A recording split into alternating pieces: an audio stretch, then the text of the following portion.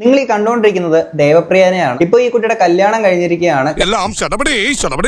കല്യാണം കഴിഞ്ഞത് അത്യാവശ്യം നല്ല രീതിയിൽ തന്നെ ചർച്ചയായിട്ട് മാറിയിട്ടുണ്ട്.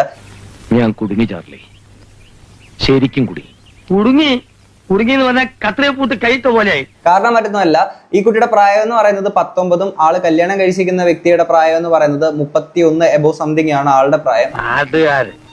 നാട്ടുകാരോട് പോകാൻ പറ, ഒരുത്തൻ രക്ഷപ്പെടുന്നത് കണ്ടുകൂടാത്ത ചെറ്റകള്. നേരാ, അമ്മാവൻ പറഞ്ഞത് ശരിയാ. പിന്നെ ഏറ്റവും കൂടുതൽ ആളുകള് ഇങ്ങനെ ഒരു ഫണ്ണി സൈഡിൽ പറയുന്ന ഒരു കാര്യം എന്താണെന്ന് വെച്ച് കഴിഞ്ഞാല് ഈ കുട്ടിയുടെ കണ്ടന്റും അല്ലെങ്കിൽ റിയൽ ലൈഫായിട്ട് വെച്ചുകൊണ്ടാണ് പറയുന്നത്.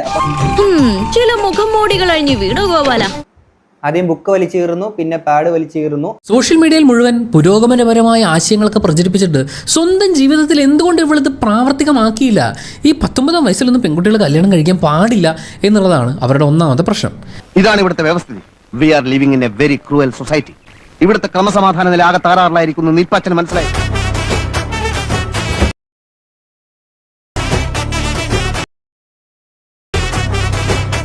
ഇപ്പോൾ ഈ സിറ്റുവേഷനിൽ അവളെ കുറ്റപ്പെടുത്തിക്കൊണ്ടിരിക്കുന്ന ആളുകളൊക്കെ ഉദ്ദേശിക്കുന്നത് എന്താ അറിയോ?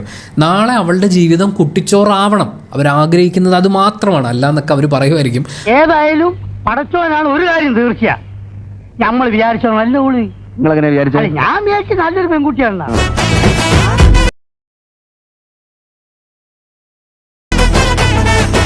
ഇങ്ങനെയൊക്കെ കണ്ടന്റ് ഇട്ടേക്കുന്ന ഒരു വ്യക്തിയാണോ ഇപ്പൊ പോയിട്ട് ഏർലി സ്റ്റേജിൽ കല്യാണം കഴിച്ചെന്നുള്ള സാധനം നമുക്ക് കുറെ അങ്ങനെ കാണാൻ നമുക്ക് പറ്റേ.